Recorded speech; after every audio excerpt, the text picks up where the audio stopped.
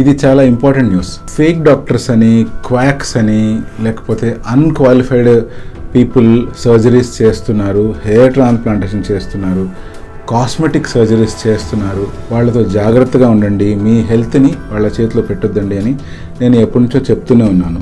రీసెంట్గా వచ్చిన ఒక గుడ్ న్యూస్ ఏంటి అంటే, తెలంగాణ మెడికల్ కౌన్సిల్ ఇటువంటి ఫేక్ డాక్టర్స్ మీద ఉక్కుపాదం మోపాలని నిర్ణయించుకొని చాలా సెంటర్స్లో రైడ్ చేసింది. దాదాపుగా ఒక 40 ఏస్థెటిక్ క్లినిక్స్ కానీ కాస్మెటిక్ క్లినిక్స్ మీద రైడ్ చేసింది. వాటిలో ఒక 3 ఫేక్ డాక్టర్స్ని అదే పనిగా ఐడెంటిఫై చేసి వాళ్ళపైన ప్రాపర్ లీగల్ యాక్షన్ కూడా తీసుకోవడం జరిగింది. ఇది చాలా మంచి పరిణామం. ఎందుకంటే అన్క్వాలిఫైడ్ డాక్టర్స్ కానీ, ప్రాపర్గా నాలెడ్జ్ లేని పర్సన్స్ కానీ, లేదా ప్రాపర్ ఎథిక్స్ లేకుండా ఎవరైతే సర్జరీస్ కానీ కాస్మెటిక్ ప్రొసీజర్స్ కానీ పర్ఫామ్ చేస్తారో, టెంపరీగా మీకు అందరికీ రిజల్ట్స్ బాగా వస్తున్నట్టు అనిపించవచ్చు. బట్ లాంగ్ టర్మ్లో మీ హెల్త్ మీద కానీ, లేకపోతే మీ అవుట్లుక్ మీద కానీ చాలా బ్యాడ్ ఎఫెక్ట్స్ వచ్చే అవకాశం ఉంది. రిజల్ట్స్ గురించి పూర్తిగా పక్కన పెడితే, అసలు ఈ అన్క్వాలిఫైడ్ పీపుల్ కనుక మీకు సర్జరీస్ చేస్తుంటే మీ సేఫ్టీకే ప్రమాదం. అంటే కంప్లీట్ లైఫ్నే